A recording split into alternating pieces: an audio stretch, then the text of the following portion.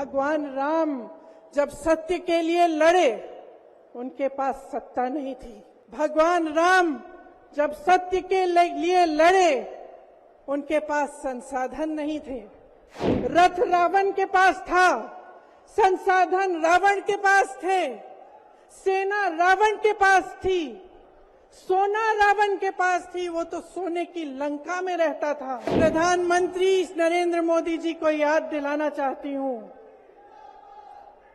कि इस जीवन राम भगवान के जीवन गाथा का क्या संदेश था। सत्ता सदैव नहीं रहती, सदैव नहीं रहती सत्ता।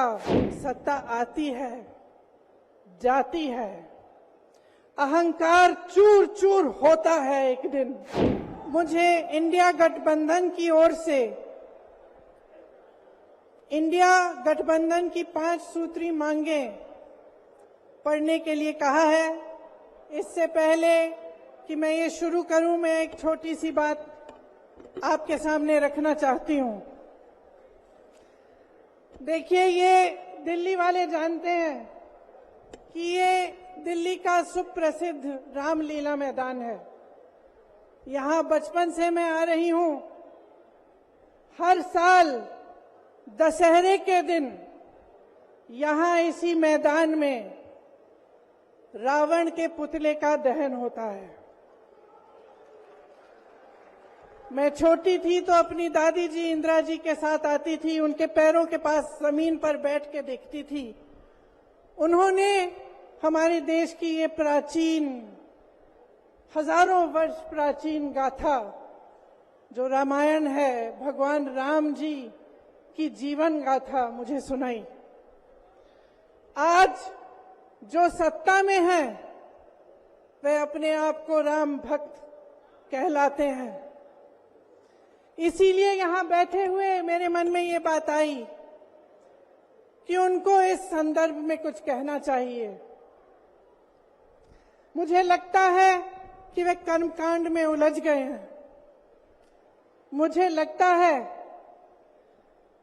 कि वे दिखावे में लिप्त हो चुके हैं। इसीलिए मैं आज यहां खड़े होकर उन्हें याद दिलाना चाहती हूं कि वो हजारों वर्ष पुरानी गाथा क्या थी और उसका संदेश क्या था। भगवान राम जब सत्य के लिए लड़े, उनके पास सत्ता नहीं थी।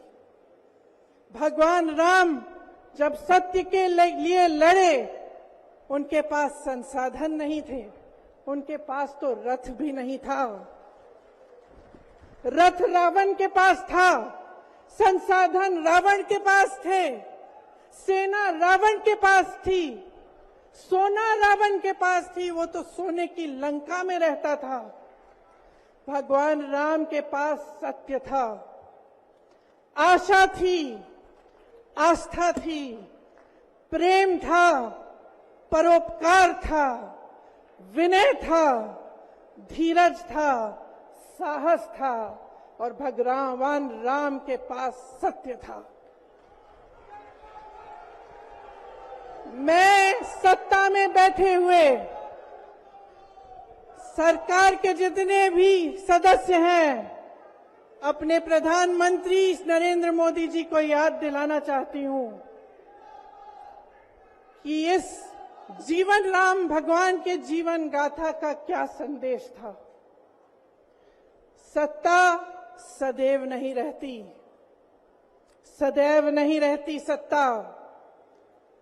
सत्ता आती है, जाती है, अहंकार चूर चूर होता है एक दिन। यही संदेश था भगवान राम का, उनके जीवन का। और आज यहां रामलीला मैदान पर खड़े हुए इंडिया गठबंधन की 5 मांगों को पढ़ने से पहले मुझे ये उचित लगा कि मैं ये संदेश एक बार फिर दोहराऊं। इंडिया गठबंधन की 5 सूत्री मांगें भारत के चुनाव आयोग को लोकसभा चुनावों में समान अवसर सुनिश्चित करना चाहिए। दूसरी मांग, चुनाव आयोग को चुनाव में हेराफेरी करने के उद्देश्य से विपक्षी राजनीतिक दलों के खिलाफ इनकम टैक्स, ईडी और सीबीआई द्वारा की जाने वाली बलपूर्वक कार्रवाई को रोकना चाहिए। तीसरी मांग, श्री हेमंत सोरेन एवं श्री अरविंद केजरीवाल जी की तत्काल रिहाई की जाए। चौथी मांग, चुनाव के दौरान विपक्ष के राजनीतिक दलों का आर्थिक रूप से गला घोटने की जबरन कार्रवाई तुरंत बंद होनी चाहिए। पांचवी मांग, चुनावी बांड का उपयोग करके बीजेपी द्वारा बदले की भावना, जबरन वसूली और धन शोधन के आरोपों की जांच के लिए सुप्रीम कोर्ट की निगरानी में एक एसआईटी गठित हो जानी चाहिए। बीजेपी शासन द्वारा पैदा की गई अलोकतांत्रिक बाधाओं के बावजूद इंडिया गठबंधन लड़ने, जीतने और हमारे लोकतंत्र को बचाने के लिए दृढ़ और आश्वस्त है।